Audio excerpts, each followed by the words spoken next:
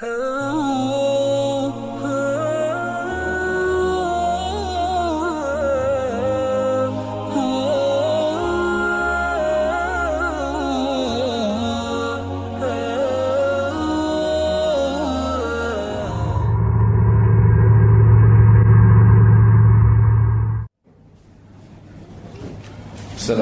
warahmatullahi wabarakatuh. Alhamdulillah. Nahmaduhu kama yanbaghi li jalalihi wa 'azamati sultanihi. Nahmaduhu hamdal hamidin wa nashkuruhu shukra syakirin. Wa nusallimu ala 'abdihi wa rasulihi wa habibihi Muhammad kama shalla huwa malaikati 'alaihi. عدد خلقه ورضا نفسه وزينة عرشه ومداد كلماته ملء السماوات وملء الأرض وملء ما شئت من شيء بعد. Tentu yang paling layak diucapkan oleh setiap muslim di awal aktivitasnya adalah memuji Allah Subhanahu wa taala. Dan juga yang kedua adalah membacakan salawat dan taslim kepada Nabi sallallahu alaihi wasallam.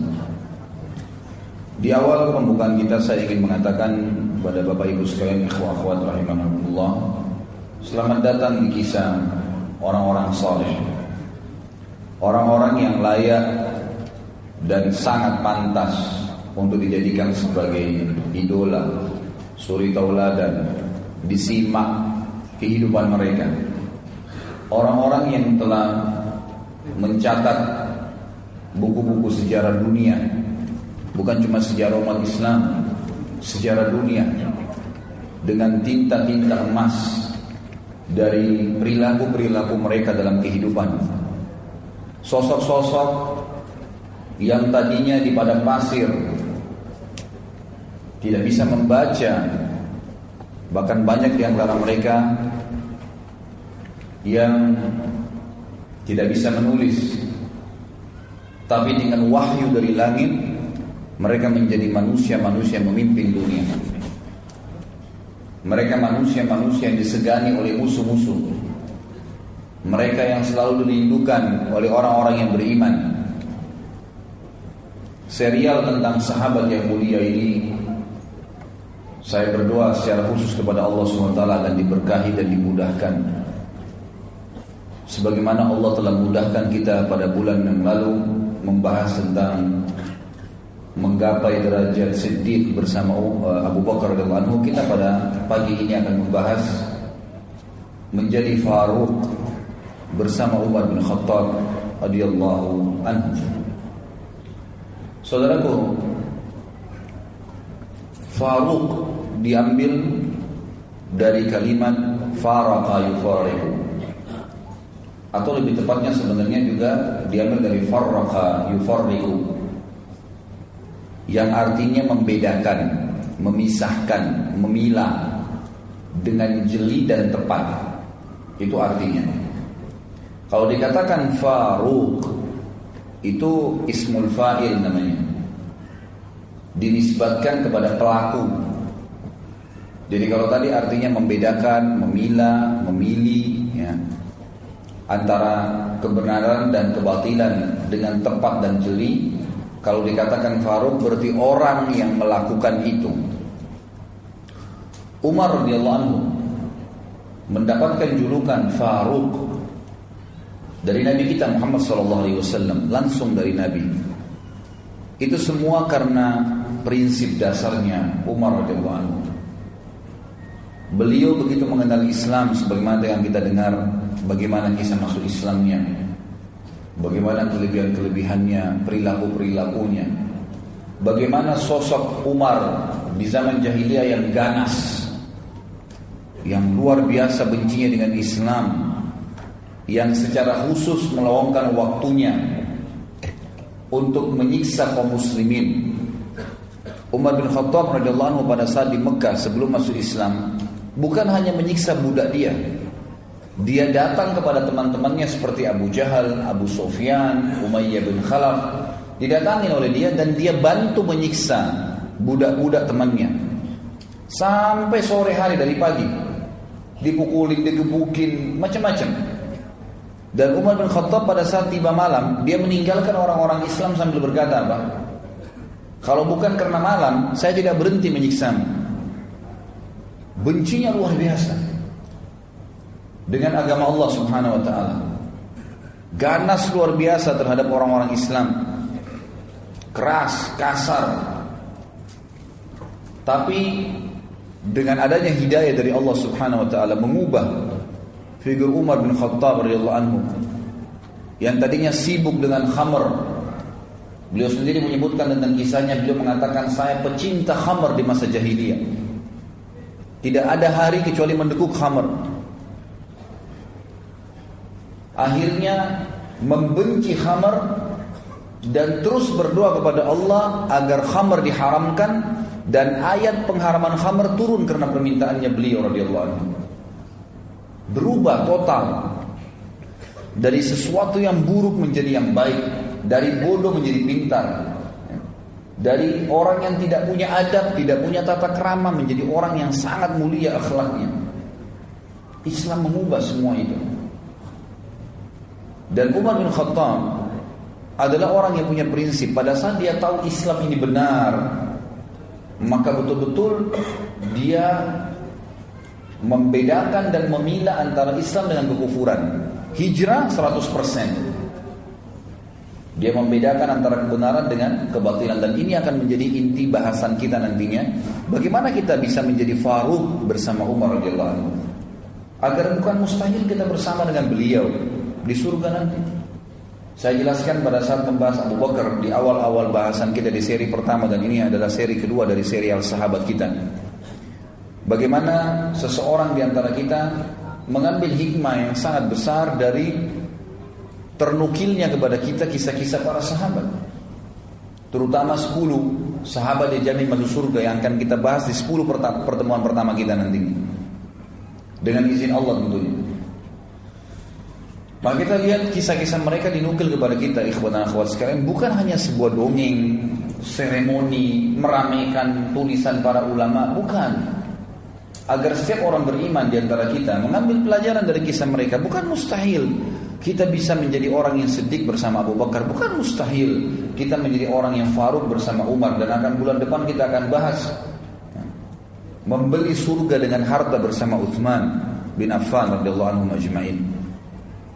Setelahnya kita akan bahas Ali menjadi prajurit yang dicintai oleh Allah dan Rasulnya bersama Ali bin Abi Thalib radhiyallahu anhu ajma'in.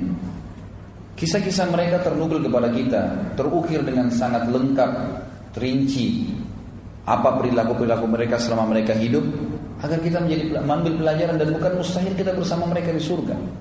Bukankah ada 70.000 dari umat Muhammad SAW yang masuk surga tanpa hisab? Bukankah ada hadis lain yang mengatakan, dan Nabi SAW meminta lagi kepada Allah dimudahkan, maka Allah memudahkan di setiap satu orang dari 70.000 itu membawa 70.000 yang lainnya. Semoga Allah SWT menjadikan kita termasuk di antaranya, masuk surga tanpa hisab bersama dengan orang-orang yang sudah dimuliakan oleh Allah SWT dari kalangan sahabat Nabi ridwanullahi alaihi. Umar bin Khattab ini punya banyak sekali fadilah, tetapi yang dititik beratkan adalah bagaimana Umar bin Khattab ini bisa ditakuti, disegani oleh musuh-musuh Allah, sampai pada tingkat syaitan pun takut dengan Umar. Padahal Umar gak melihat syaitan itu. Kira-kira apa kata kuncinya? Di pembukaan ini saya akan sebutkan, dan penulis buku menyebutkan tentang masalah itu. Beliau mengatakan, ini adalah Al-Faruq.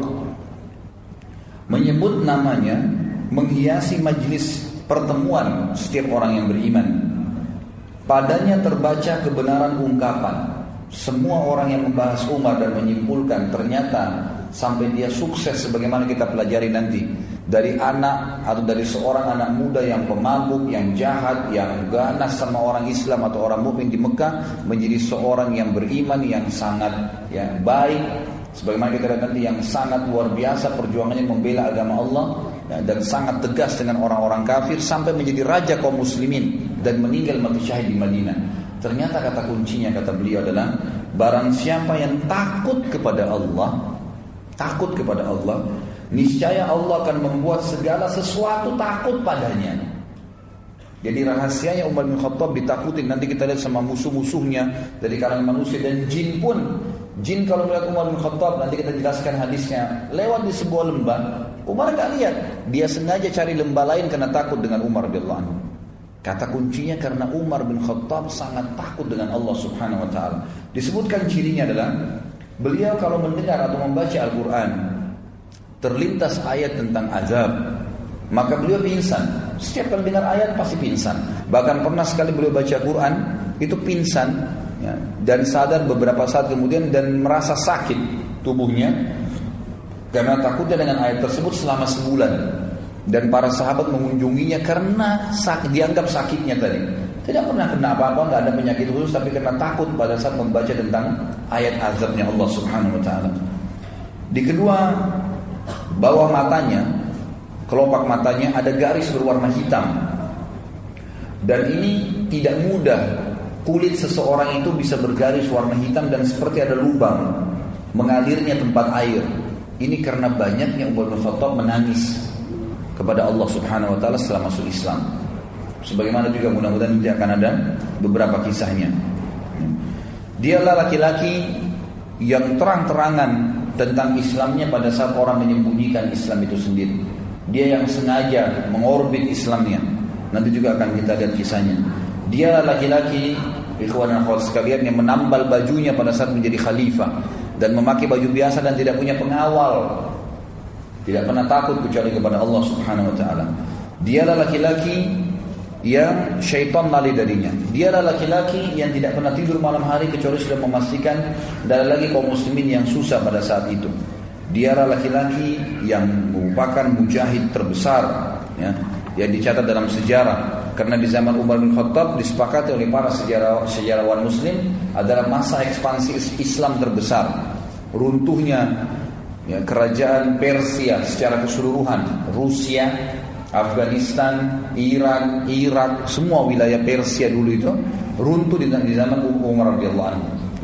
Begitu pula wilayah, sebagian besar wilayah Romawi, negeri Syam, ya, kemudian Mesir, wilayah Afrika, takluk, ya, jadi dua sisi, timur dan baratnya dunia ini takluk di zaman Umar bin Khattab dan masuk Islam pada saat itu. Berapa banyak pahala yang beliau panen radhiyallahu anhu, dan nanti akan kita jelaskan masalah itu.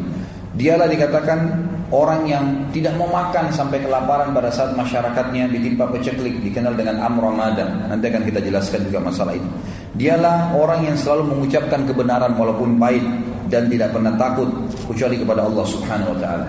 Kata penulis, dialah Faruq umat ini yang telah mengguncangkan singgasana orang-orang zalim, meruntuhkan benteng-benteng raja-raja Kisra dan Kaisar Romawi. Orang-orang sombong lagi congkak tunduk kepada, ya, keadilannya. Bendera kezaliman tertunduk di depan panji keadilannya. Dialah orang yang sangat zuhud, seorang ulama, ahli ibadah, pencemburu terhadap orang-orang yang melanggar hukum Allah, dan juga orang yang sangat takut kepada Allah subhanahu wa ta'ala. Orang yang punya tekad yang baja, pembunuh fitnah-fitnah, dan juga orang yang paling gencar menghidupkan sunnah Nabi sallallahu alaihi wasallam. Ini kurang lebih kronologis yang disebutkan oleh penulis buku.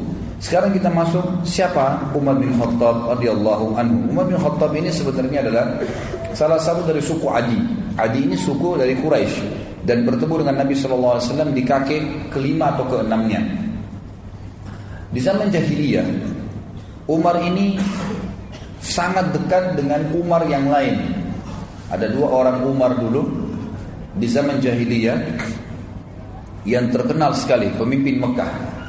Itu adalah Umar bin Khattab dan Umar bin Amr bin Hisham, atau dikenal dengan Abu Jahal. Dua orang ini terkenal dengan Umarain, ya, di Mekah. Dua Umar yang terkenal sekali. Dua-duanya punya prinsip hidup, dua-duanya orangnya kekar, tubuhnya tinggi besar, kepala suku, ya, yang memimpin pada saat itu. Karena di Mekah tidak ada raja, satu raja yang memimpin, tapi semua kepala suku. Mereka bersatu di Darun Nadwa, kemudian mereka, ya, sama-sama mengambil keputusan untuk Mekah. Dan Umar sama Umar bin Amr atau Abu Jahal dengan Umar bin Khattab ini dua-duanya adalah orang yang sangat berpengaruh. Makanya kita akan jelaskan nanti, Umar bin Khattab ini punya kisah masuk Islam itu karena doa Nabi SAW. Nanti akan saya jelaskan sebentar. Umar bin Khattab ini tugasnya di masa jahiliyah dulu adalah sebagai duta. sebagai duta.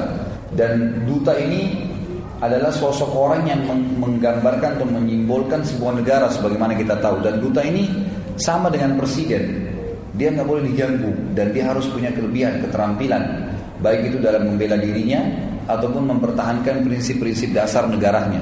Dan Umar bin Khattab adalah duta, itu kan, bagi orang-orang Quraisy kemanapun dia yang diutus untuk pergi. Dan kalau menghadapi orang-orang yang susah, keras kepala, berat untuk ditangani, maka Umar bin Khattab lah yang diminta oleh orang-orang Quraisy untuk menghadapinya. Di masa jahiliyah dia sangat buruk kehidupannya, karena Umar bin Khattab maksudnya buruk dalam pandangan Islam tanda kutip ya. Beliau selalu mabuk, beliau selalu menyembah berhala. Agak berbeda sedikit dengan Abu Bakar. Abu Bakar memang orang yang dari zaman jahiliyah nggak pernah buat masalah. Ya, masa jahiliyah itu subhanallah Abu Bakar hidupnya mulus-mulus saja, tidak pernah sembah berhala, orang yang suka bersedekah, memang sudah bersahabat dengan Nabi SAW karena dia tinggal satu camp dengan Khadijah, ya, pemukiman pedagang-pedagang di Mekah, sebagaimana sudah kita jelaskan pada pertemuan yang lalu. Tapi Abu Bakar itu hidup Abu Bakar. Mungkin tidak semua orang bisa seperti Abu Bakar. Tapi Umar Allah jadikan radhiyallahu anhu ajma'in adalah simbol ya rahmatnya Allah Subhanahu wa taala. Ternyata Umar bin Khattab ini kehidupannya luar biasa gitu. Di masa jahiliyah, mabuk tiap hari nyiksa umat Islam, tiap hari nyembah berhala, beragam macam kesalahan dikerjakan oleh Umar bin Khattab radhiyallahu anhu, gitu kan? Maka dengan datangnya Islam, Allah SWT menunjukkan rahmatnya. Asal orang mau taubat, orang mau berubah, orang mau mengikuti kebenaran, Allah tidak akan lihat masa lalunya. Allah tidak akan lihat masa lalunya. Umar bin Khattab ini berselisih para ulama tentang bagaimana kisah masuk Islamnya. Paling tidak ada 3 riwayat yang dinukil oleh penulis buku. Namun yang paling ditarjih, dikuatkan oleh beliau adalah riwayat tentang ya, atau riwayat Imam Tirmidzi dalam kitab Al-Manaqib tentang Manaqibul Umar bin Khattab yang disahihkan oleh Syekh Albani dalam masalah ini. Bahwasanya riwayat tentang keislaman Umar yang paling kuat kena ya dengan riwayat Tirmidzi, yaitu doa Nabi SAW. Waktu umat Islam terdesak, kewalahan di Mekah menghadapi musuh-musuh mereka, tiap hari disiksa, tiap hari dipukulin, ada yang dibunuh, nggak bisa melawan. Sampai waktu Nabi SAW melewati Yasir dan istrinya Sumayyah radhiyallahu anhuma, budak daripada Abu Jahal, dan memiliki anak bernama Ammar yang dikenal dengan Ammar bin Yasir, semuanya sahabat yang mulia. Sumayyah lagi hamil, lalu dikatakan oleh Abu Jahal, ya, kembalilah kepada Tuhanmu yang dulu wahai Sumayyah. Maka Sumayyah mengatakan, saya lebih memilih mati daripada harus kembali menyembah berhala yang kalian buat dengan tangan kalian sendiri. Lalu Abu Jahal marah menusuk perutnya Sumayyah. Meninggal mati syahid, dan wanita pertama syahid dalam Islam adalah Sumayyah radhiyallahu anha. Kemudian menyusul suaminya Yasir, dibunuh juga oleh Abu Jahal. Lalu Ammar ya, pada saat itu didesak, umurnya masih 8 tahun, 9 tahun, oleh Abu Jahal dikatakan, wahai Ammar, kalau kau tidak mengaku juga kembali kepada Tuhanmu yang dulu, maka aku akan menyiksamu lebih berat daripada ibu dan ayahmu. Sampai Ammar karena ketakutan dan merasa sakit berkata, baiklah, wahai Abu Jahal, wahai Abu Hakam, apa yang kau mau? Orang-orang jahiliyah memanggil Abu Jahal dengan Abu Hakam, artinya orang yang bijaksana. Tapi kita dalam Islam diperintahkan kalau Nabi SAW mengatakan memanggil dia Abu Jahal. Maka dia mengatakan, baik, apa yang kau mau? Kata Abu Jahal, ya, lewat seekor unta, dia mengatakan, katakanlah kamu kufur kepada Muhammad dan Tuhannya Muhammad. Dia mengatakan, saya kufur. Abu Jahal belum puas nih. Lewat seekor unta, kata Abu Jahal, saya belum puas sampai kau bilang unta ini Tuhan saya. Maka Ammar pun mengatakan, unta ini Tuhan saya. Lalu Abu Jahal membiarkan dia. Pada saat mereka lagi proses disiksa, Nabi kita Muhammad SAW lewat di situ. Melihat kejadian tersebut tidak ada kekuatan bagi umat Islam. Bagaimana cara membelahnya nih? Maka Nabi SAW cuma mengucapkan kalimat, sabran ala Yasir fa inna mau'idakumul jannah. Sabarlah wahai keluarganya Yasir, pasti kalian dengan mati ini masuk surga. Lalu Nabi SAW lewat menuju ke rumah beliau. Ammar pun mengikuti Nabi SAW lalu berkata, ya Rasulullah, saya telah kufur. Ibu saya dan ayah saya dibunuh oleh Abu Jahal. Dan saya pun dipaksa, akhirnya saya mengucapkan secara terpaksa saya kufur kepada risalah anda. Dan saya juga mengatakan unta Tuhan saya. Maka kata Nabi SAW, wahai Ammar, kalau besok kau diperlakukan lagi yang sama dengan Abu Jahal, ucapkan apa yang dia mau. Karena sungguhnya kau tidak kufur, hatimu tidak seperti itu. Maka turunlah firman Allah Subhanahu wa taala yang menjelaskan tentang perilaku Ammar ini. Illa man ukriha wa qalbu mutmainnun bil iman. Tidak masuk kekufuran kalau orang itu sebenarnya mengucapkan kalimat kufur karena terpaksa, sementara hatinya penuh dengan keimanan. Turun kepada Ammar radhiyallahu anhum ajma'in.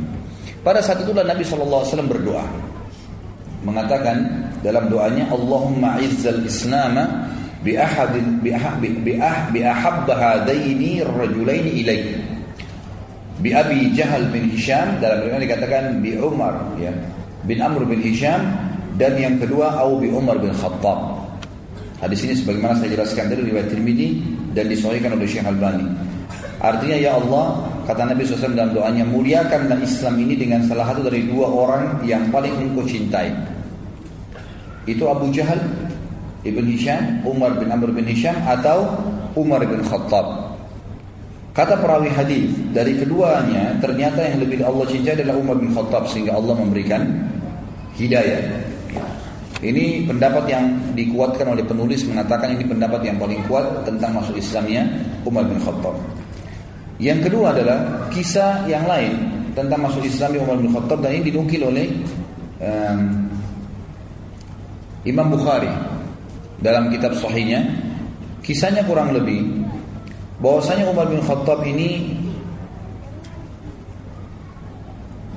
pernah marah dengan Nabi SAW.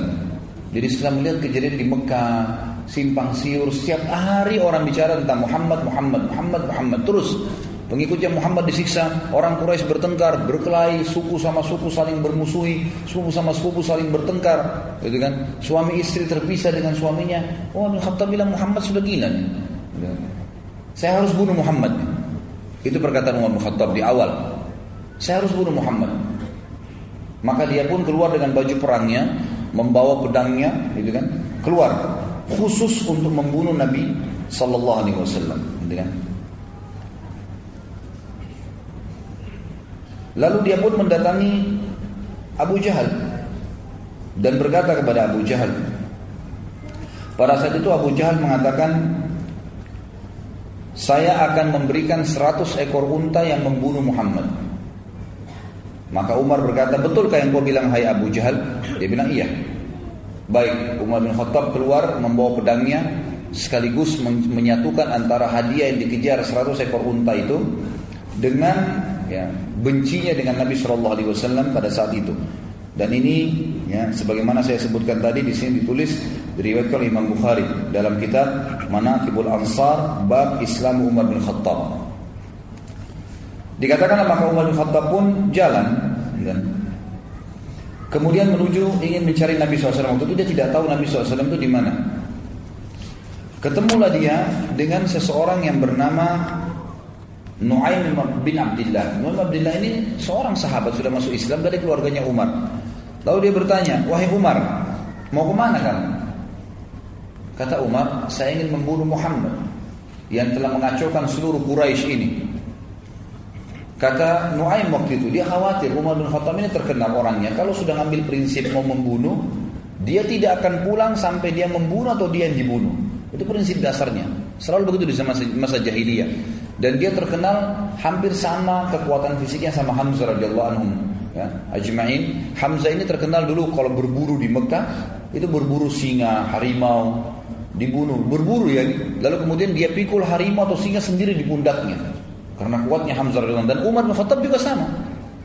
Terkenal dua orang ini kalau berburu, berburunya bukan rusa, bukan kelinci, bukan kambing liar, unta, enggak, dia berburu singa, harimau, dibunuh sendiri kemudian dipikul di pundaknya masuk ke Mekah, dikulitin, dimakan sama dia. Jadi memang orang-orang yang sangat kuat secara fisik. Umar bin Khattab ini karena tegasnya, maka Nu'aim bin Abdillah ini takut radhiyallahu anhu, jangan sampai dia betul-betul datang membunuh Nabi SAW ini. Bagaimana caranya? Maka dia pun akhirnya terlintas, dia bilang, tidak ada di benak saya waktu itu kecuali saya ingin mengalihkan Umar agar tidak menuju ke rumah Nabi SAW. Waktu itu Nabi sedang berada di Darul Arqam, rumah salah seorang sahabat yang terkenal, dijadikan sebagai basis dakwah Nabi SAW. Maka Nu'aim bin Abdillah berkata radhiyallahu anhu, wahai Umar, apakah kau mengira nanti suku Abdul Muttalib dan suku Hashim, suku Nabi SAW akan membiarkan kamu kalau kau bunuh Muhammad? Dia bilang, saya gak peduli, walaupun dua suku itu berperang dengan saya sendiri. Betul-betul prinsip dasar mau membunuh ini, gitu kan? Lalu kata Nu'aim bin Abdillah, tidak terdapat di benak saya kecuali satu hal. Saya bilang, kenapa kamu sibuk mengurus Muhammad, Umar? Sementara adikmu sendiri Fatimah bin Khattab, ini adik kandungnya Umar bin Khattab perempuan, dengan suaminya adik iparmu Sa'id bin Zaid. Sa'id bin Zaid radhiyallahu adalah salah satu dari 10 yang masuk surga nantinya, gitu kan? Itu adik iparnya Umar bin Khattab. Jadi Umar sama adik iparnya dua-dua dapat jaminan surga dari 10 sahabatnya masuk surga. Sa'id bin Zaid ini. Mereka sudah masuk ikut agamanya Muhammad. Bagaimana bisa kau sibuk dengan Muhammad sementara keluargamu sendiri belum kamu urus? Maka Umar marah mengatakan, apakah benar Fatimah adikku sudah sabah, ya, artinya sudah keluar meninggalkan agama Tuhannya? Kata Nuaim, iya benar, silakan kau pastikan sendiri. Maka Umar bin Khattab waktu itu tidak tahu di mana Nabi SAW berada, dan dia tahu rumah adiknya, dia menuju ke rumah adiknya. Jalan dari ke rumah adiknya. Tiba di rumah adiknya, ternyata adiknya Fatimah binti Khattab dan suaminya Sa'id bin Zaid sedang belajar Al-Quran dari seorang sahabat tadinya bekas budak yang dibebaskan oleh Abu Bakar, namanya Khabbab bin Arad. Khabbab bin Arad adalah guru Al-Quran. Dia ajar mengaji lagi dengan ayat. Begitu mereka dengar suara langkah Umar bin Khattab, dalam beberapa athar dikatakan Umar ini saking badannya besar, kalau dia melangkah suara kakinya terdengar, maka didengar oleh Fatimah, dan mereka tahu itu adalah langkah Umar, dengan suaranya juga dikenal dari Umar. Maka mereka pun menyembunyikan Khabbab bin Arad di kamar, kemudian menyembunyikan beberapa lembaran Al-Quran yang waktu itu masih tertulis di kulit-kulit unta. Lalu Umar mengetuk pintu, tidak dibukakan, lalu dia mendobrak pintu dan rubuh pintu itu. Kemudian dia berkata kepada Fatimah dan Sa'id, adiknya dan adik iparnya, apa tadi yang saya dengar itu? Apakah itu yang Muhammad ajarkan? Kata Fatimah, tidak ada sesuatu yang kau dengar. Apa yang kau dengar tadi? Lalu dia mengatakan, tadi saya dengar. Tidak usah kalian rahasiakan, perlihatkan kepada saya itu. Waktu itu kebetulan lembaran Al-Quran dipegang oleh Fatimah. Lihat, disembunyi di belakang badannya tapi kelihatan. Umar mengatakan, pasti itu yang kamu pegang, berikan kepada saya. Fatimah nggak mau. Maka Umar menampar adiknya. Waktu ditampar keluar darah, jatuh. Suaminya Sa'id bin Zaid berusaha mendekat, gitu kan? Waktu mendekat dipukul juga sama Umar, jatuh dua-duanya. Waktu jatuh Umar sudah tinggal mengambil kertas saja, tapi kulit itu saja. Tapi Allah SWT memudahkan, waktu itu hatinya Umar terbuka. Dia lihat adiknya jatuh berdarah, belum pernah dia mukul adik kandungnya sendiri. Maka dia pun mengatakan, kenapa kau selalu terlalu ngotot mempertahankan ini? Kata adiknya, jangan kau pegang hai Umar, karena kau najis, nggak mungkin kamu bisa memegang ini. Kau masih dalam keadaan kafir. Kalau kau mau memegangnya maka mandilah dulu. Umar pun akhirnya masuk ke dalam rumah, minta pamit mandi. Setelah mandi dia keluar, dikasihlah lembaran tersebut. Kebetulan waktu itu beberapa ayat di dalam kertas, di dalam kulit itu dari surah Thaha. Surah Thaha. Lalu Umar pun duduk kemudian membaca. Mulailah membaca. Ya, Thaha ma anzalna ilaikal qur'ana litashqa illa tadhkiratan liman yakhsha. Terus dia baca, Thaha, ya, kami tidak turunkan Al-Qur'an ini kepadamu untuk kamu sedih hai Muhammad, kecuali hanya peringatan bagi orang-orang yang mau tunduk kepada Allah pencipta langit dan bumi ini. Terus dia baca ayat demi ayat. Enggak lama kemudian Umar bin Khattab seperti orang yang lunak. Kita bisa lihat kalau orang lagi tubuhnya dalam keadaan sombong, yang dia kuatkan, dia tegarkan, dengan orang yang lagi lunak, gitu kan, beda. Maka melihat waktu itu Sa'id bin Zaid melihat Umar bin Khattab agak melunak, lalu dia waktu itu juga waktu Umar membaca, rupanya suaranya agak keras, dan ini dalam bahasa Arab dia ngerti. Umar itu bisa membaca, ya. Maka dia membaca pun, maka dari dalam kamar waktu Umar membaca ayat tersebut dan bacaannya benar, karena itu bacaan dalam bahasa Arab, dia tahu. Maka Khabbab bin Arad, guru mengaji tadi dari sahabat Nabi yang bekas budak yang dibebaskan oleh Abu Bakar radhiyallahu anhu ini, keluar. Lalu melihat keadaan tersebut, Umar bin Khattab berkata, di mana Muhammad? Khabbab bin Arad radhiyallahu anhu tahu bahwasanya Umar ini sudah lunak nih. Dia mengatakan, wahai Umar, kalau kau mau saya yang tunjukkan. Maka Khabbab bin Arad pun memegang tangan Umar lalu sama-sama menuju ke Darul Arqam. Tiba di Darul Arqam, ikhwan dan akhwat sekalian, dari kejauhan, bukan Darul Arqam ini 2 lantai. Lantai kedua, ada seorang sahabat yang memang ditugaskan oleh Nabi SAW untuk memantau. Kalau ada orang-orang Quraisy yang datang atau mengetahui kegiatan mereka, maka mereka bubar gitu. Begitu dia lihat dari jauh, ternyata ada Khabbab bin Arad datang, lagi berada di sebelahnya Umar bin Khattab. Dan Khabbab bin Arad ini memegang tangan Umar, tapi dari kejauhan kesannya seperti Umar yang memegang dia, karena besarnya tangan Umar, gitu kan. Maka yang sahabat di lantai 2 rumah ini mengira Umar bin Khattab menawan Khabbab bin Arad, gitu kan, dan dia datang untuk membunuh Nabi SAW.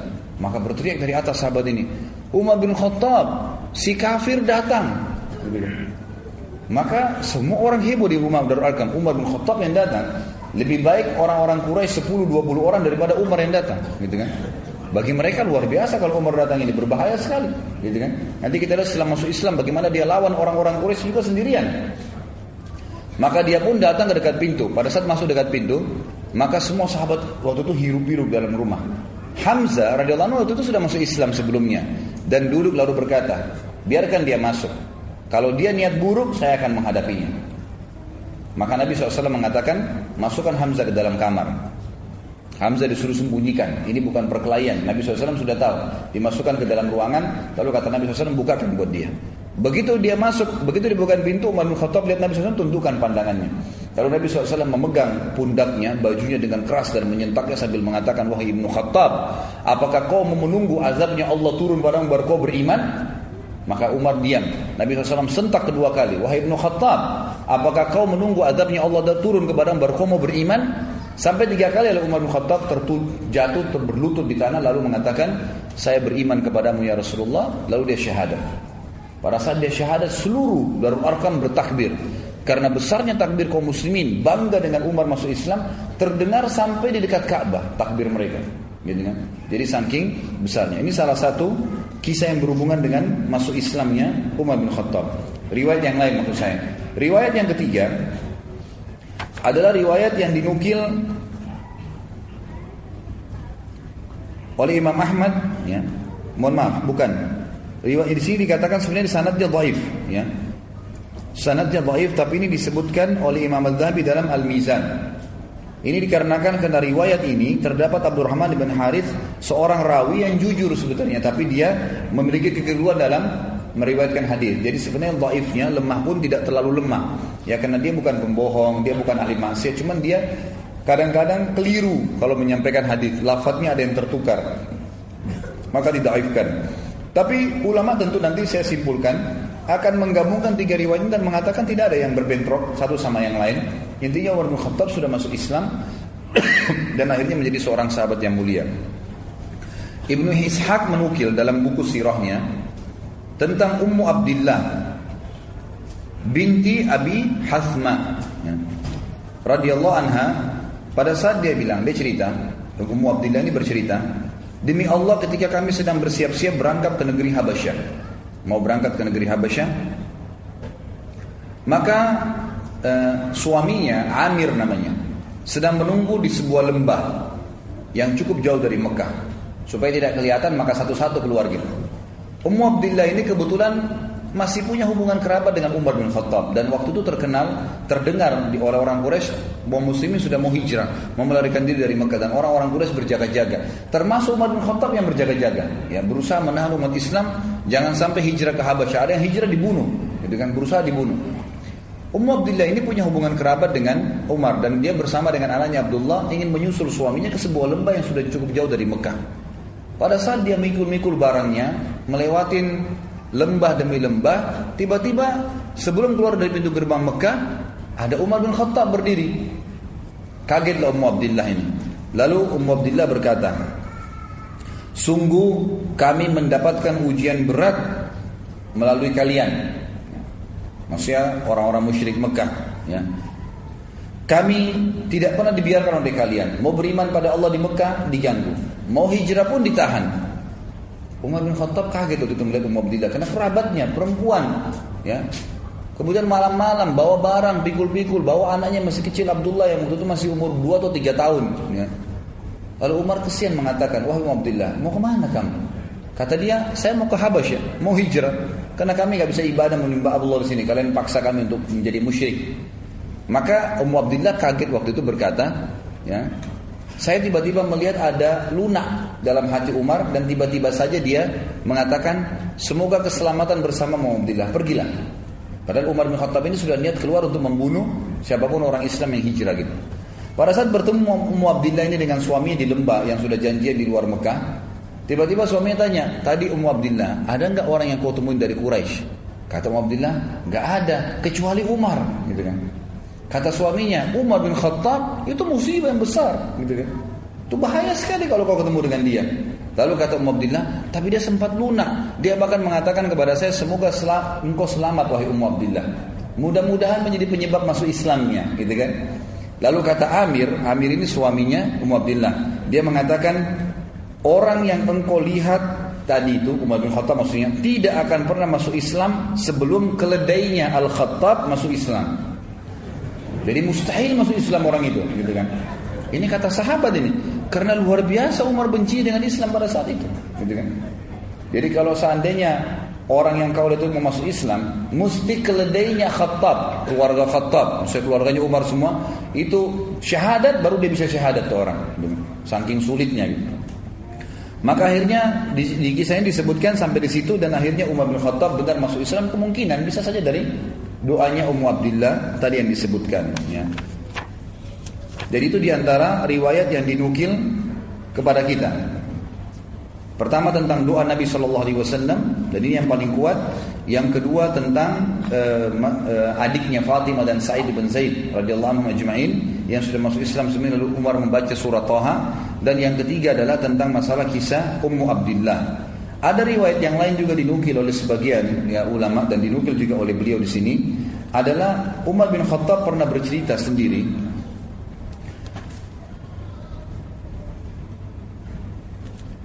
Dia mengatakan, aku dulu adalah orang yang sangat membenci Islam, pecandu khamar di zaman jahiliyah. Aku sangat menyukai dan selalu meminumnya. Kami mempunyai sebuah tempat di sana orang-orang Quraisy berkumpul untuk minum-minum dan mabuk-mabuk. Ya. Dan pada saat itu, satu malam aku keluar untuk berkumpul dengan teman-temanku untuk mabuk-mabuk. Lalu aku melihat, ya Rasul ini Umar cerita setelah dia masuk Islam ya. Lalu aku melihat Rasulullah SAW sedang di dekat Ka'bah dan sedang menyembah Allah. Maka aku pun berkata, cobalah aku mendengarkan apa yang disampaikan oleh Muhammad. Ini riwayat lain ya. Lalu kemudian aku pun menyelipkan diri di antara kiswanya Ka'bah, sampai mendekat, tidak ada yang memisahkan antara aku dengan Muhammad kecuali kiswah Ka'bah. Lalu aku dengarkan apa yang dibaca oleh Muhammad sehingga menyentuh hatiku. Lalu aku pun akhirnya mendengarkan suara dari Nabi SAW setelah hatiku tersentuh. Apa yang membuatmu datang ke sini wahai Ibnu Khattab? Maka aku menjawab, aku datang untuk beriman kepada Allah dan Rasulnya, serta kepada apa yang dibawa oleh Rasulnya. Maka Rasulullah SAW pun memuji Allah sambil berkata, Allah telah memberimu petunjuk wahai Umar. Kemudian Nabi SAW mengusap dadaku, kata Umar, dan mendoakanku agar aku bisa teguh. Kemudian aku meninggalkan beliau dan beliau masuk ke dalam rumahnya. Ini dinukil oleh beliau di footnote nomor 15, dikatakan diriwayatkan oleh Atha dan Mujahid tentang Islamnya Umar. Ibnu Ishaq juga menyebutkan di dalam buku sirahnya bahwasanya Abdullah bin Abi Najih al-Makki menyampaikan kepadaku dari Ishaq, dan sanadnya ini mursal tapi memiliki penguat-penguat dari riwayat-riwayat yang lain. Ringkas cerita adalah Umar bin Khattab dari 4 riwayat, jadi bukan 3, dari 4 riwayat ini ya semua dinukil bahwasanya bagaimana beliau masuk Islam. Terlepas daripada itu, kata ahli sejarah dan penulis buku secara khusus mengatakan ini ya, kalau kita mau gabungkan semua riwayat, tetap riwayat yang paling kuat tadi adalah riwayat yang menceritakan dari doa Nabi SAW. Memang kalau doa Nabi maka semua jadi penyebab beliau akhirnya masuk Islam, dan kasuistik tadi yang lainnya semua karena penyebab beliau masuk Islam saja. Lalu kita masuk setelah masuk Islam. Pada saat Umar bin Khattab mengucapkan syahadat, maka yang paling pertama dia lakukan 2 hal. Ya.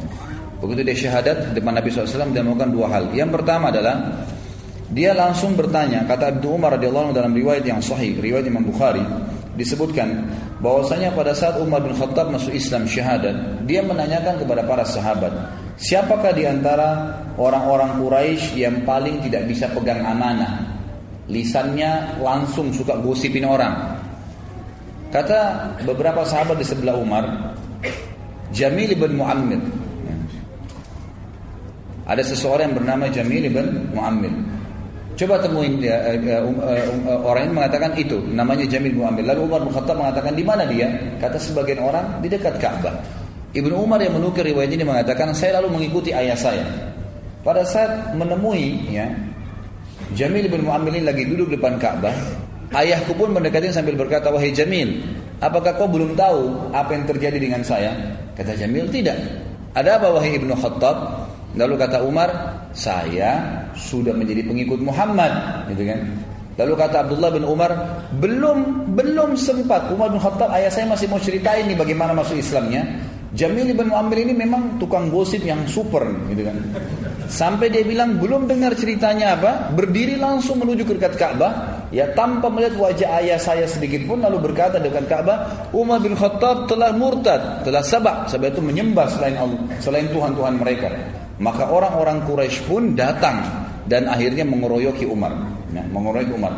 Waktu Umar ditanya oleh orang Quraisy sebelum dikeroyokin, wahai Umar, apa kau sudah sabak? Sabak itu berarti sudah murtad dari agama kita, menyembah selain berhala-berhala yang kami sembah. Kata Umar, tidak, saya enggak sabak, saya enggak murtad, tapi saya sudah asyhadu an la ilaha illallah wa anna muhammadar rasulullah. Malah dia syahadat depan mereka gitu kan. Maka dalam riwayatnya dikatakan Umar bin Khattab pun dikeroyokin oleh orang-orang Quraisy.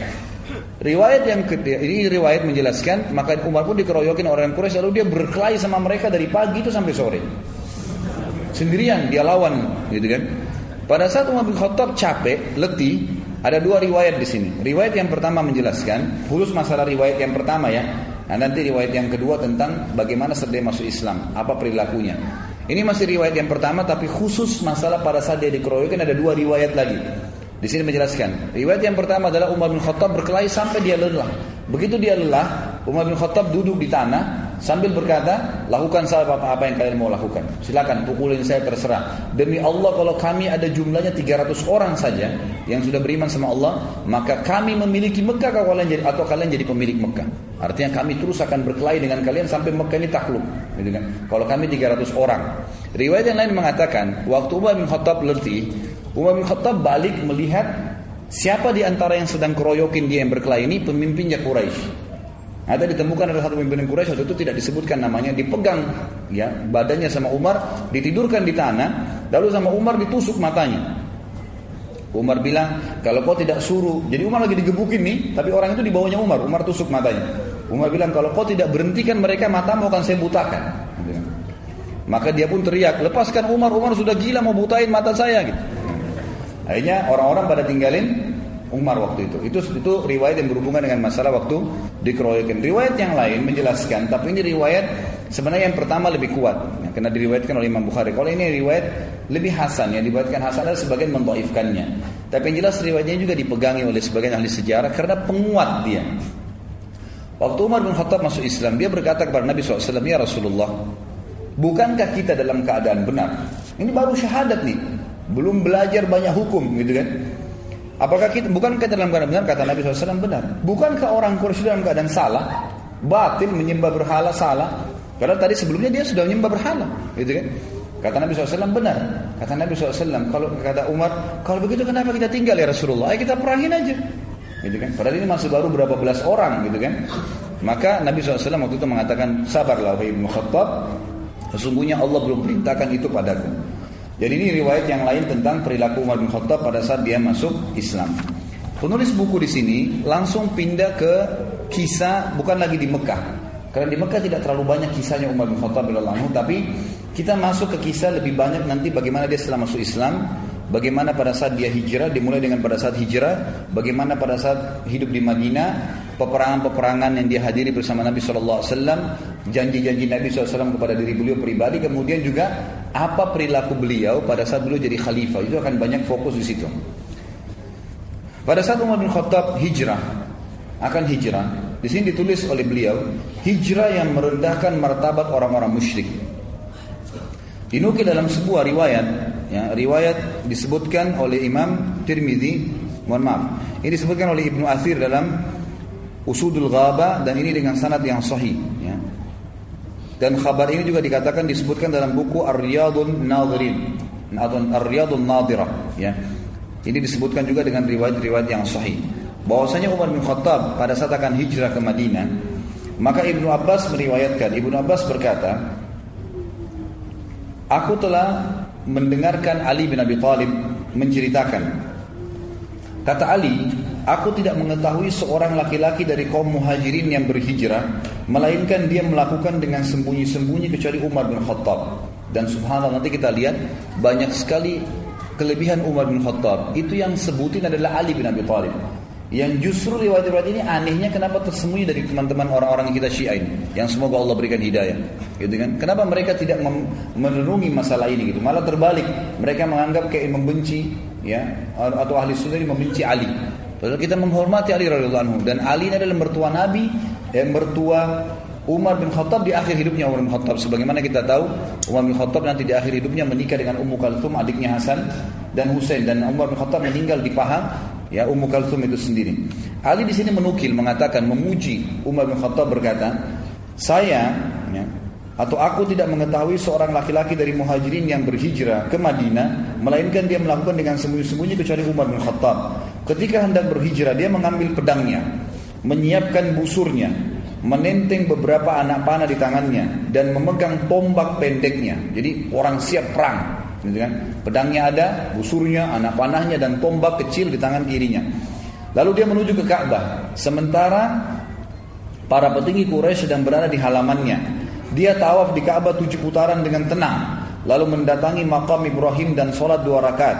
Kemudian dia berdiri di hadapan mereka satu persatu dengan berkata, jadi setelah tawaf menghadap ke orang-orang Quraisy, ini yang banyak puluhan jumlahnya, dia menghadap lalu dia berkata, wajah-wajah buruk Allah tidak menghinakan kecuali hidung-hidung ini. Ini bahasa Arab biasanya mengatakan, sungguh kalian orang yang paling buruk di muka bumi. Dia bahasanya begitu. Siapa yang ingin ibunya meratap karena anaknya mati, atau ya, anaknya menjadi yatim karena kehilangan ayah, dan menjadikan istrinya sebagai janda, hendaklah dia menemui aku di balik lembah ini karena aku mau hijrah sekarang. Jadi dia tantang. Jadi bahasanya bukan bilang saya mau hijrah, siapa yang mau lawan saya silakan, enggak. Dia berikan kalimat-kalimat yang menantang sekalian. Jadi pasti mati deh. Kamu mati atau saya mati? Itu bahasanya gitu kan. Siapa yang mau anaknya jadi yatim, orang tuanya kehilangan anak, istrinya jadi janda, temuin saya di belakang lembah ini. Saya mau hijrah ke Madinah. Kata Ali radhiyallahu anhu, tidak seorang pun yang mengikutinya kecuali orang-orang yang lemah yang telah diberi pelajaran dan bimbingan olehnya. Lalu dia berangkat kepada apa yang dia inginkan. Ini sebagaimana tadi disebutkan, sudah saya sebutkan riwayatnya. Jadi Umar bin Khattab ini satu-satunya orang yang hijrah dengan kemuliaan. Orang Quraisy nggak ada yang berani sama sekali yang menahan Umar bin Khattab pada saat itu, sementara yang lainnya semuanya sembunyi-sembunyi. Baik, mari kita dengar ikhwan dan akhwat sekalian beberapa manaqib. Manaqib ini kayak fadilahnya lah, ya, kelebihannya Umar bin Khattab yang disampaikan oleh Nabi sallallahu alaihi wasallam. Yang pertama adalah hadis yang sahih riwayat Imam Tirmidzi. Itu disebutkan di footnote nomor 19, di mana Nabi SAW pernah bersabda kepada para sahabat, ni'mar rajulu Abu Bakar wa ni'mar rajulu Umar. Sebaik-baik laki-laki untuk menjadi pendamping hidup, menjadi pemimpin, menjadi teman, menjadi ayah, menjadi anak adalah Abu Bakar, dan sebaik-baik orang juga laki-laki adalah Umar. Hadis ini ulama menyebutkan bahwasanya ini fadilah buat Abu Bakar dan Umar. Jadi karena di sini Nabi SAW memilih. Kalau dalam bahasa Arab dia katakan ni'mar rajul, artinya dia sebaik-baik laki-laki tadi semua posisi. Sebagai anak kah, sebagai ayah kah, sebagai suami kah, sebagai saudara kah, sebagai guru kah, sebagai murid kah, pokoknya sebagai laki-laki dalam apapun profesinya, ini adalah orang yang terbaik dua orang, Abu Bakar dan Umar. Yang kedua adalah hadis yang diriwayatkan oleh Abu Dawud dan Tirmidzi dan disahihkan oleh Syekh Albani, di mana Nabi kita Muhammad SAW bersabda, inna ahlal darajatil ula la yarahum man tahtahum kama tarawna an-najma at-tali'a fi ufuqis sama' wa inna Abu Bakrin wa Umar minhum wa an'ama. Sesungguhnya penghuni derajat-derajat yang tinggi terlihat nanti di surga, mereka bisa melihat orang-orang yang berada di bawah mereka seperti kalian melihat bintang-bintang di ufuk. Artinya mereka bisa melihat, kelihatan istana orang-orang yang di bawah mereka. Dan sesungguhnya Abu Bakar dan Umar termasuk mereka berdua yang telah mendapatkan kenikmatan itu. Artinya akan menghuni derajat yang tinggi di surga. Hadis yang ketiga adalah hadis riwayat Bukhari dan Imam Muslim. Dua-duanya meriwayatkan Nabi SAW bersabda, laqad kana fi man qablakum minal umami nasun muhaddathun min ghairi an yakunu anbiya fa in yakum fi ummati ahadun fa innahu Umar. Di antara umat-umat sebelum kalian dulu ada orang-orang yang diberikan ilham oleh Allah berbicara kemudian menjadi hukum. Allah tentukan menjadi hukum dari lisan mereka, sementara mereka bukan nabi-nabi. Dan kalau itu ada di umatku maka dia adalah Umar. Maka dia adalah Umar. Nanti akan kita lihat beberapa ayat-ayat Al-Quran turun justru dengan ya, perkataan dari Umar bin Khattab radhiyallahu anhu. Ini fadilah yang ketiga. Fadilah yang keempat, mohon maaf, masih fadilah yang ketiga, tapi riwayat yang lain. Dikatakan oleh Nabi SAW, laqad kana fi man kana qablakum min bani Israil rijalun yukallimuna min ghairi an yakunu anbiya, fa iyyakum fi ummati minhum ahadun fa Umar. Di kalangan orang-orang sebelum kalian dari Bani Israel terdapat orang-orang yang diberikan ilham dan mereka bukan para nabi, berbicara tapi jadi hukum. Akhirnya Allah SWT tentukan menjadi hukum, sementara nabi-nabi mereka masih hidup ya, wahyu lagi turun, sehingga perkataan mereka dinukil oleh Allah di dalam kitab-kitab nabi mereka, gitu kan? Karena sesuai dengan apa yang Allah inginkan. Jika pada umatku terdapat seseorang demikian, dia adalah Umar. Dia adalah Umar. Fadilah yang selanjutnya, ini fadilah yang keempat, hadis yang diriwayatkan oleh Imam Tirmidzi, juga disahihkan oleh Syekh Albani. Anas bin Malik dan Ali bin Abi Thalib radhiyallahu anhuma, keduanya berkata bahwa Rasulullah SAW pernah bersabda kepada Ali bin Abi Thalib tentang Abu Bakar dan Umar. Nabi berkata kepada Ali bin Abi Thalib, hadani sayyida kuhuli ahlil jannah minal awwalina wal akhirin illa an-nabiyina wal mursalin la tukhbirhuma ya Ali. Dua orang ini wahai Ali, tuannya seluruh orang-orang dewasa penghuni surga dari kalangan orang-orang dulu, semuanya orang-orang dulu, sahabat-sahabatnya Nabi Nuh, sahabat-sahabatnya Nabi Saleh, Nabi Syuaib, teman-temannya semua, ya, orang-orang terdahulu. Ini Abu Bakar dan Umar adalah tuannya mereka nanti di surga, kecuali para nabi-nabi dan rasul. Dan jangan kau katakan ini kepada keduanya wahai Ali. Artinya jangan sampaikan kepada mereka, karena jangan sampai mereka malah jadi salah faham. Ini termasuk fadilah Abu Bakar dan Umar yang disatukan dalam hadis ini oleh Nabi SAW, bahwasanya mereka pemimpin penghuni surga. Hadis yang agung yang lain adalah riwayat Imam Ahmad, riwayat Imam Tirmidzi, dan disahihkan juga oleh Syekh Albani. Hadis yang luar biasa, fadilah Umar. Kata Nabi SAW, "Lau kana min ba'di nabiyyun lakana Umar bin Khattab." Kalau ada nabi setelahku, maka pasti itu adalah Umar bin Khattab. Jadi berarti jelas Umar bin Khattab, kalau ada nabi setelah Nabi SAW, dia adalah nabi. Artinya kita jadi ikutin, gitu kan? Saking luar biasa kedudukannya di mata Allah SWT dan Rasulnya Muhammad SAW. Fadilah yang selanjutnya, yang keenam adalah disebutkan, diriwayatkan oleh Imam Ahmad dan Tirmidzi dan disahihkan juga oleh Syekh Albani. Kata Nabi SAW, Inna Allah Ta'ala ja'ala al-haqqa ala lisani Umar wa qalbi. Sesungguhnya Allah telah menjadikan kebenaran pada lisan dan hati Umar. Jadi sampai pada tingkat apapun yang dia ucapkan, apa yang dia niatkan dalam hatinya, semuanya itu kebenaran, dibantu oleh Allah Subhanahu wa ta'ala. Ibnu Umar berkata, tidak ada sesuatu perkara yang menimpa manusia di zaman Nabi SAW, lalu mereka berpendapat tentang perkara tersebut, dan Umar pun berpendapat tentang perkara tersebut, kecuali Al-Quran turun sejalan dengan pendapat Umar. Ya, ini dinukil dalam riwayat Imam Ahmad. Kemudian juga Tariq ibn Shihab, ini salah satu ulama tabi'in yang masyhur, ya, belajar dari para sahabat, berkata, kami berbicara di antara semua tabi'in, waktu itu Umar masih hidup, bahwasanya ada malaikat yang berbicara melalui lisan Umar bin Khattab. Jadi seperti apa yang diucapkan itu semua sesuai dengan syariat, nggak ada yang keluar dari situ. Ini sahih riwayat Imam Ahmad. Kemudian disebutkan juga dalam fadilah yang ketujuh, ya, fadilah yang masyhur dalam hadis, ya. Kalau tadi Abdullah bin Umar itu dan Tariq bin Syihab itu pujian mereka, tapi sini hadisnya adalah fadilah yang ketujuh. Nabi SAW pernah melihat Umar bin Khattab dalam hadis riwayat Ahmad dan Abdul Razzaq, dan dihasankan oleh Syekh Albani. Nabi SAW pernah melihat Umar bin Khattab memakai baju putih. Lalu Nabi SAW menanyakan, barukah Umar atau baju bekas? Pernah dicuci? Kata Umar, baju bekas ya Rasulullah. Lalu Nabi SAW mengucapkan doa, dan doa ini akhirnya menjadi doa yang dianjurkan untuk setiap muslim mengucapkan kepada muslim yang lain kalau pakai baju baru. Ilbis jadidan wa ish hamidan wa mut syahida. Semoga kau selalu pakai baju baru, hai Umar. Semoga hidupmu selalu terpuji, dan juga semoga pada saat kau mati mati syahid. Sebagian ulama mengatakan mati syahidnya Umar ini karena doa Nabi SAW untuknya dalam pakai baju tadi. Fadilah yang selanjutnya yang ke-8 adalah pernah Nabi SAW, hadis ini riwayat Bukhari dan juga Abu Daud dan Tirmidzi. Waktu di perang Uhud, pasukan muslimin terdesak dan Nabi SAW mengajak sahabat untuk naik di atas gunung Uhud. Waktu itu Nabi SAW didampingi oleh Abu Bakar, Umar dan Uthman radhiyallahu anhum ajma'in. Maka tiba-tiba goncanglah Uhud. Maka Nabi SAW bersabda, "Uthbut Uhud, fa inna alaika fama alaika illa nabiyyun wa siddiqun wa syahidan."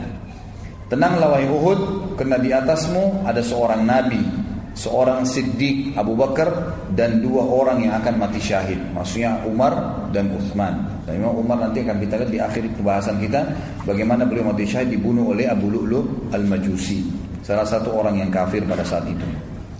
Kemudian fadilah yang selanjutnya, saya tidak usah sebutkan nomornya, mungkin 9, yang ke-10 dan seterusnya, adalah pernah Nabi SAW menjelaskan di dalam hadis riwayat Imam Ahmad dan Imam Muslim juga Nasai dengan sanad yang sahih.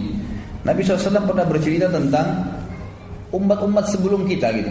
Kata Nabi SAW, ketika seorang pengembala bersama domba-dombanya, datanglah seekor serigala mau mengambil domba, lalu berhasil ditangkap sama dia.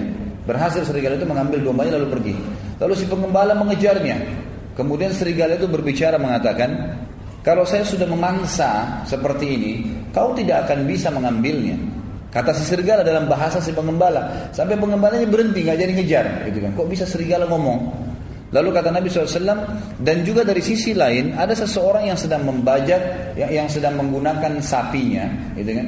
Tapi tidak digunakan untuk membajak sawah, digunakan untuk memikul barang-barang yang berat di punggungnya. Lalu sapi itu berbicara mengatakan, ya, "Saya tidak diciptakan untuk ini," kepada ya pemilik sapinya. Lalu sahabat semua mengatakan, "Subhanallah." Maksudnya antara yakin dengan tidak gitu. Apa kata Nabi SAW? "Sungguh aku, Abu Bakar dan Umar percaya tentang itu." Jadi artinya kalau sudah penyampaian dari saya, nggak ada keraguan. Masalah serigala bisa bicarakah, sapi bisa bicarakah, intinya dari Allah pasti kami percaya. Saya, aku, Abu Bakar dan Umar percaya tentang masalah itu. Dan ini sebuah fadilah. Artinya semua orang ragu tapi beliau ya dengan Abu Bakar dan Umar yakin dengan masalah itu. Kemudian Nabi SAW juga bersabda dalam fadilah yang selanjutnya, ini diriwayatkan oleh Imam Ahmad dan Tirmidzi dan Ibnu Majah dan juga disahihkan oleh Syekh Albani. Bunyinya, "Ar'afu ummati bi ummati Abu Bakar wa ashadduhum fi dinillahi Umar." Wa fi riwayah, "Arhamu ummati bi ummati Abu Bakar wa ashadduhum fi amrillahi Umar." Umatku yang paling mengasihi umatku yang lain, umatku dari umatku yang paling mengasihi umatku secara global